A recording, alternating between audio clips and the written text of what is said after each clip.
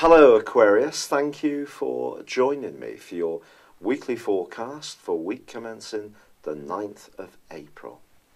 This week begins with some heavyweight planetary angles. The Sun is forging a right angle to Pluto. Have you noticed since 2008 that you have developed an even greater psychological awareness to your motivations? As I've said many times, we're said to be the armchair psychologists of the Zodiac, but I think there's been an even greater opportunity of late to appreciate how other people see us, even if it's not how we see ourselves. But also our ability to peer beneath the surface into the darker depths of other people's attitudes has also been sharpened up as well. There could be a conversation this week on the back of the Sun's right angle to Pluto, which does bring more hidden stuff into the open. It could be around a sibling, it may be around a neighbour or someone in your locality, and it may be someone you find difficult. But it's also possible that through this you can actually grow, that even if there is some chaffing and gnashing of the gears, if you like, it can help you to see that some of the people that you communicate with may not necessarily be worthy of even the sort of everyday pleasantries that you would like. They don't get it. They just see things in a very black and white way. Whereas you being the humanitarian think, well, I don't particularly like you, but I'll still say hi, which is lovely. Don't stop doing that, but just guard yourself a little bit more from any negative energy that you might encounter.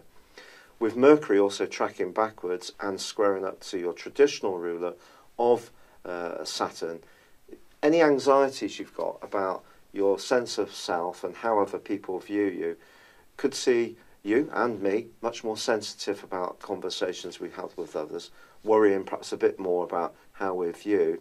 But at the end of the day, we have to be true to ourselves.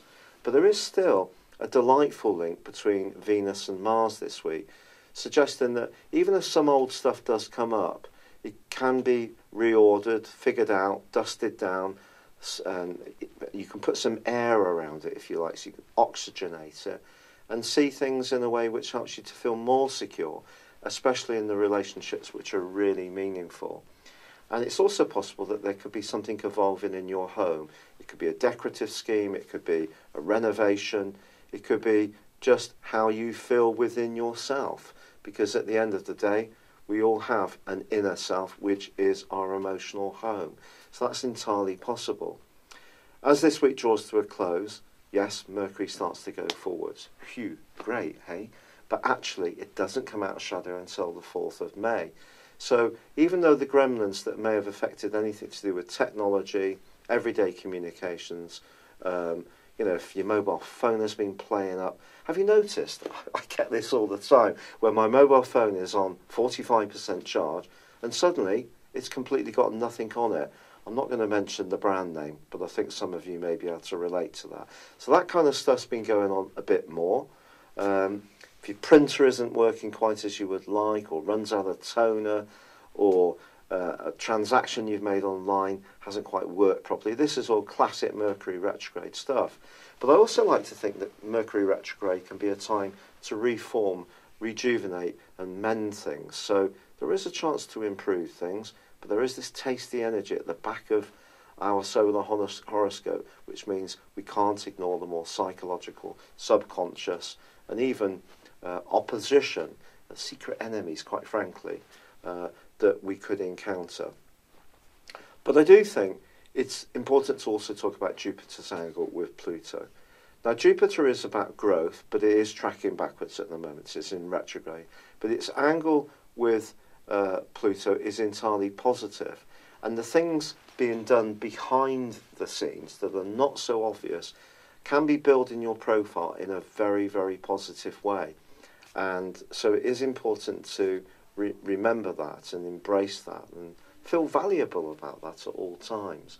But for now, it's been a real pleasure being with you, and thank you so much for joining me. If you've yet to like or comment or subscribe to my channel, I'd love it if you did. But for now, goodbye. Thank you for joining me. If you'd like to know more, please visit my website at www.patrickarundell.com, or download my free app in iOS, Google or Facebook at www.horoscope-ace.com. Thanks and goodbye.